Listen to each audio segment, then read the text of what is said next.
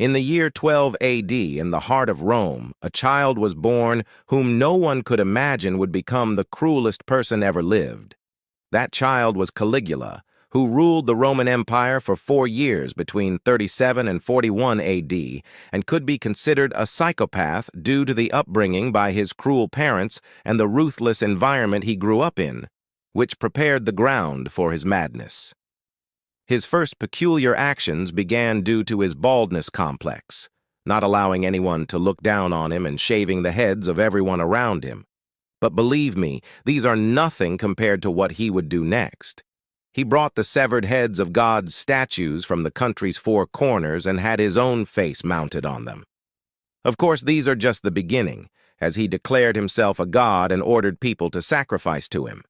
His depravity reached such levels that he fathered a child with his own sister, but before birth, he had her belly cut open and killed, declaring the child a demigod as well. When his sister died from the clean weapon during the summer, he prohibited laughter, bathing, family meals, and talking among each other in the streets for the Roman people. Despite Caligula's actions, his nicknames might seem a bit interesting. Father of the country and armies, the best and greatest ruler, a devout man, among many others. But the interesting part is that he gave these names to himself. During those times, Roman emperors were the most powerful and untouchable individuals, and this power corruption allowed weak characters like Caligula to do unimaginable things. If you ever met eyes with him, it meant your death sentence, and a crazy one at that. He took great pleasure in watching almost all the bones in a person's body being pulled out by his engineers while the person was still alive, especially during meal times. He also had simple solutions to fill the emptied state coffers. Kill the rich and seize their wealth. But that wasn't enough for him. He found a different solution. He forced the wives and daughters of Senate members and powerful people in Rome to work in a large brothel.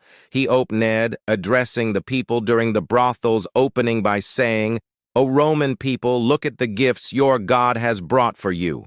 I give you all the families of the senators at a small cost. Play with them as you wish."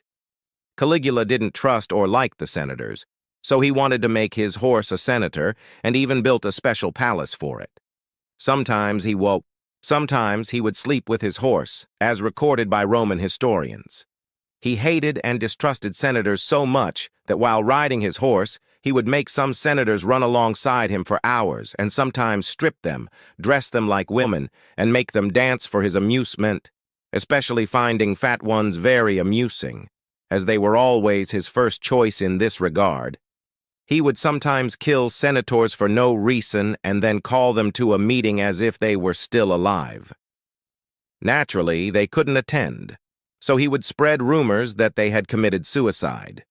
Caligula, who loved watching gladiator fights, would not only watch professional gladiators, but also enjoyed watching sick, old, or physically disabled people fight in the arena.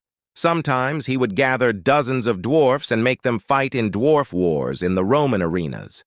The fights of exotic animals like lions or elephants in the arenas were also very popular, showing both a change for the audience and a sign of how vast the empire's boundaries had become.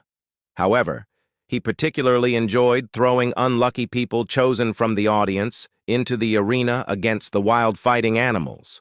When it was costly to feed small animals to the wild fighting animals, he ordered that captured prisoners be fed to them instead, personally choosing the prisoners based on strange criteria. But his biggest fear was being forgotten because no disaster had occurred during his reign. For example, the reign of Emperor Augustus was remembered for the Varian disaster, and the reign of Emperor Tiberius was remembered for the collapse of the theater in Fidenae. That's why Caligula prayed for a major defeat in a battle, a plague, a fire, or an earthquake. He walked around in women's clothes, impersonating every god and goddess, especially hating Neptune. He even ordered military landings and collected seashells on the beach as booty. One day, he wanted to execute a general named Precus, but couldn't find an excuse. Since Precus was an honest and honorable soldier, Caligula turned to him and said, "You are an honest man, Precus, so you cannot be a true Roman. I am arresting you for treason." This statement is so profound, as if it encompasses the existence of all dictators. At midnight, he summoned 3 former consuls to the palace, and when they arrived, fearing they would be killed, they were shocked to learn that Caligula forced them to dance with him against their will. They must have been both relieved and shocked. He didn't have a trace of goodness in him. He was the epitome of cruelty and madness, the embodiment of cruelty and perversion. People began to hate him so much that there were numerous revolts, and the streets of Rome were stoned several times, overflowing with blood. He was either going to disappear or he would destroy the Roman people. His jokes were only funny to him. He would urinate in senators' meals and then reveal after they ate that he had fed them someone he had killed, laughing hysterically when they vomited after the meal. Before Caligula, Emperor Tiberius adopted Caligula as his heir because he had no other successor. But as Caligula grew up, his cruelty and violent tendencies became apparent. He enjoyed watching executions, and at night he would go out in strange clothes and wigs, singing songs, dancing, and organizing bizarre parties. The parties he organized were filled with unimaginable craziness, forcing those around him to engage in cannibalism. Emperor Tiberius once said that for Romans, Caligula was a water snake, but for the world, he was a python. We can see how accurate Tiberius's observation was. Although his full name was Gaius Julius Caesar Augustus Germanicus, due to walking around in military camps in soldier attire in his youth, he was given the nickname Caligula by soldiers and started to be called that. His declaration, "Here is your new consul," while bringing his horse into the Senate, was the final straw. In January of the year 41 AD, a group of guards attacked Caligula in the tunnels after a sports competition. He was stabbed more than 30 times, and some parts of him were given to dogs, while the remaining parts were buried in a shallow grave. His wife and daughter were also stabbed and killed. After his death, the Senate tried to erase him from Roman history, demolish his statues, and work towards restoring the Republic. Countless books have been written about Caligula, and many horror movie characters have been inspired by him. The most famous film about him is the movie titled Caligula, directed by Tinto Brass.